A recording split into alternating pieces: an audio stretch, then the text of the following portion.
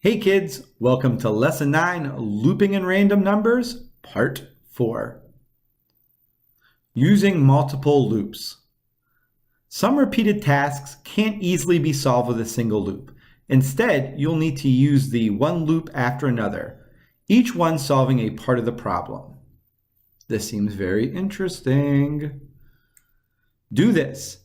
Add a loop to fill the screen with a semi-transparent white dots until the original dots are erased. Drag a second loop into your code that will run after the first loop. Add commands to draw dots in random locations that are white with the opacity set to 0.5.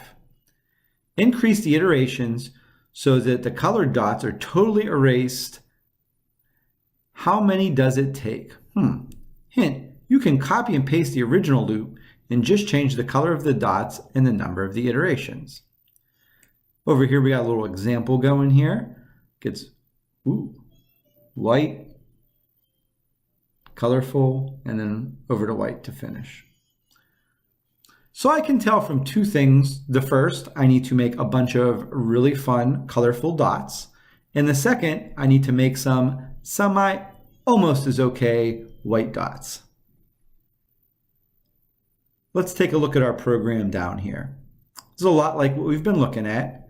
We have our pen up function. We have our loop or for block. It is going 100 times. We have our pen picking a random color, opacity set to 0.5. We have our random numbers in X and Y direction, and we have dots of different sizes. Over here, I have my opacity or alpha set over here. So I want this to run twice.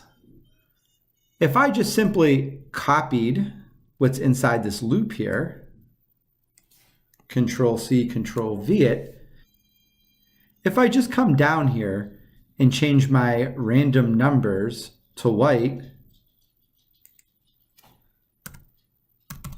255 and 255, that'll give me white. Remember, white is pretty much all the colors thrown in together is what you would get. So I have everything on, 255, 255, 255. Well, come to think about it, really don't even need this, do I? I could really simplify this down here. I can take this out. Oops. Delete it. Get rid of it. Get rid of it, and I can just set the value at 255. So it doesn't need to be random, it just needs to be white. And I don't want my alpha set at 0.5. I want it to cover things up, so I want it solid. So I want to set that to 1. So if I did this, you would think I'm going to run through and I'm going to get a bunch of pretty colors, and then I'm going to run through 100 times and get a bunch of white blocks. Well, that's not what's going to happen. What it's going to do is it's going to run through this, the whole thing once, and then loop around. So in that case, I would be drawing colorful and white blocks together, or white dots together. Let's hit run and just test my hypothesis. Yeah, that pretty much is what happened. You can see the white dots here all over the place. So this doesn't loop quite what I want it to do. What I want it to do is its own separate loop. And I want it to do after all of the color is getting done. So I want the colors, and then I want the white dots. And I want that to do it the same amount of time. Well, actually, I want that to do it more. Because if we said before, it was about 4,000 to fill the screen in color. It's probably going to be about 4,000 to do it in white. I think my program is going to run pen up. It's going to run the first loop, which will provide my color, and then it will run my second loop the same amount of times, which are just white. Let's slow it down just a little, hit reset and run. Well, I think we can speed it up just a hair more.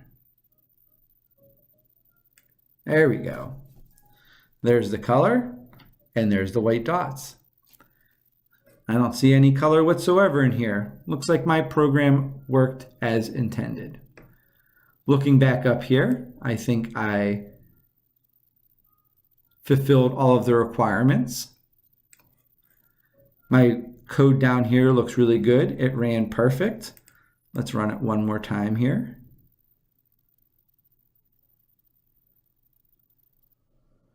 Let's see what code.org thinks. Hey, good job. I'll see you on the next lesson.